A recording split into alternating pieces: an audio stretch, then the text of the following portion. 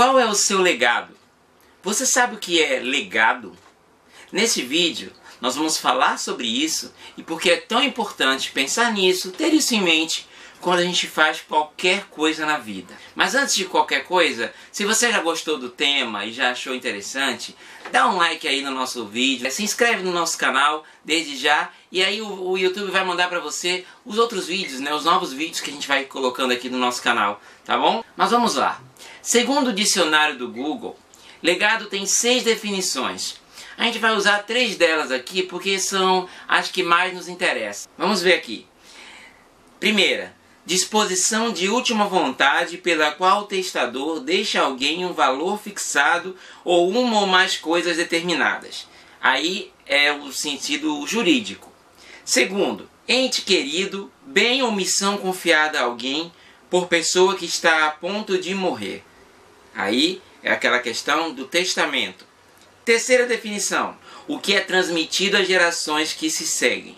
Essas duas primeiras definições têm mais a ver com uma herança. Pode ser uma herança documental, pode ser material, ou pode ser até pessoal, no sentido de que você pode deixar um filho para alguém cuidar, alguém de confiança cuidar, depois que você morrer. Mas o que me interessa é a terceira definição. O que é transmitido às gerações que se seguem. Quando a gente pensa em legado, pensa logo em alguma grande obra literária, ou alguma coisa que a pessoa deixou construída, ou uma marca que a pessoa deixou na sociedade, alguma coisa grandiosa, sabe? Alguém que deixou uma grande marca na humanidade. Eu penso, por exemplo, em Billy Graham, que ele morreu recentemente e as pessoas ficaram falando sobre o grande legado que ele deixou de pregação do Evangelho para milhares, milhões de pessoas em todo o mundo. Esse foi o legado dele. Mas aqui eu quero falar do legado que nós, seres humanos mortais, comuns, podemos e devemos deixar aqui na Terra. Eu andei pensando muito nisso, ainda mais esse ano que eu completei 20 anos de carreira como professor, isso vai passando na nossa cabeça com mais frequência. Eu tinha 17 anos quando comecei a ensinar inglês. E isso eu nunca quis ser professor. Meio que caiu no meu colo. Esse nunca foi o meu sonho. Aos 17 anos, tudo que eu queria era arrumar um emprego para poder sair da dependência financeira do meu pai, poder comprar minhas coisas sem precisar depender de pedir dinheiro para ninguém, sabe? O que eu queria era isso, eu queria um trabalho. E aí um amigo meu, Osanias, ele chegou pra mim e perguntou se eu não queria ensinar inglês, porque ele sabia que eu tinha um conhecimento de inglês e tinha uma escola no interior do município, num povoado do município que eu morava, que já era no interior do estado, e ele perguntou, olha, tem essa escola que está sem professor, está precisando de um professor para substituir, porque ele quer sair da aula, mas ele não quer deixar a vaga dele, ele não quer perder a vaga dele, então ele precisa de alguém para substituí-lo. Bom, naquela época isso era possível, porque afinal de contas estamos falando do interior, do estado, havia poucas opções, não havia professores de inglês qualificados, formados. Esse professor de inglês não era formado em inglês, mas ele dava aula no município e aí ele precisava de alguém para substituí-lo. Então não tinha negócio de concurso nem nada, apenas a conversa e o acerto com a diretora. Isso foi em 1998, então por isso que não havia tantas exigências assim. Bom, o fato é que eu topei.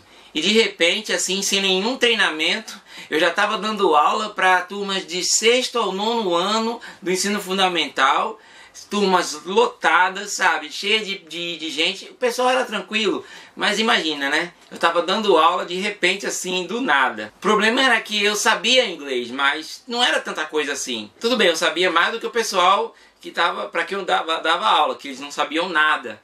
Então o que eu fazia?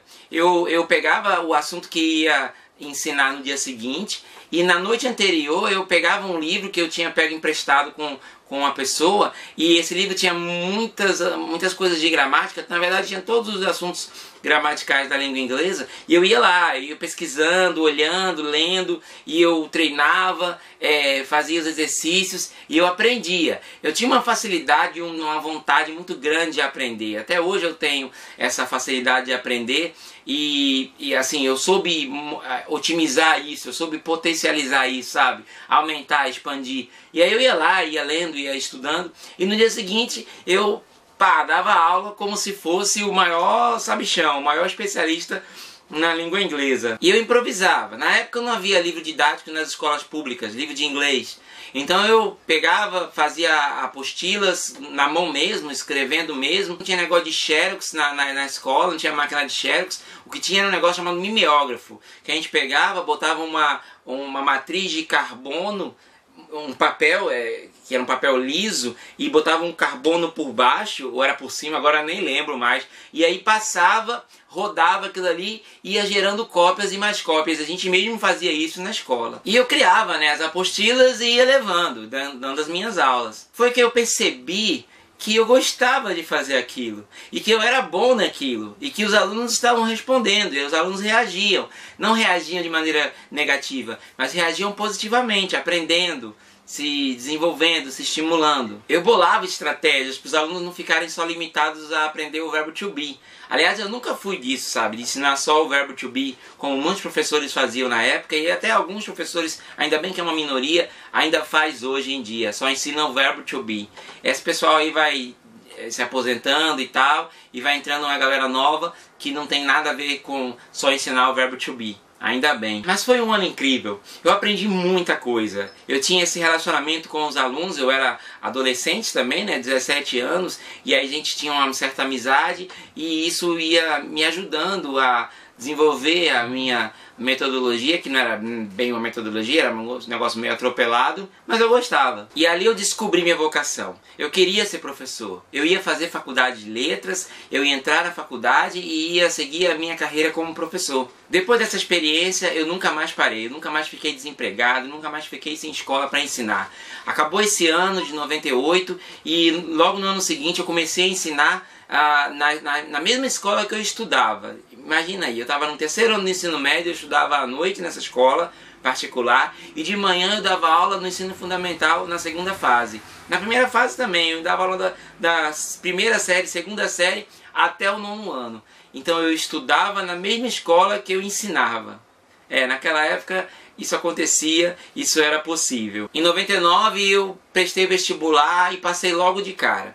Comecei a estudar e entrei na faculdade, a galera, assim, tinha um pessoal que já sabia inglês, aí eu fui desenvolvendo o meu inglês, que eu, na verdade, só tinha feito até aquela época um cursinho com 15 anos, ou 16 anos, no Senac. E eu nem tinha chegado a terminar esse curso. Mas eu tinha uma facilidade de aprender. Eu morava no interior de Sergipe, mas eu vinha estudar em Aracaju todo dia. Então eu saía de lá 4 horas da tarde, de Tobias Barreto, quando eu voltava era 1 hora da manhã. E eu tinha que trabalhar no dia seguinte, acordar às 7 horas, 6h30 da manhã, para trabalhar no dia seguinte. Ou seja, era uma rotina bem puxada, mas era aquele negócio, né? Você quer isso, você quer conquistar isso, se formar, se graduar, então tem que trabalhar, tem que se esforçar para isso, né? Bom, para encurtar a história, eu superei vários obstáculos, consegui me formar, não vem ao caso agora esses obstáculos, mas eu consegui me formar. Depois de casado, fiz concursos,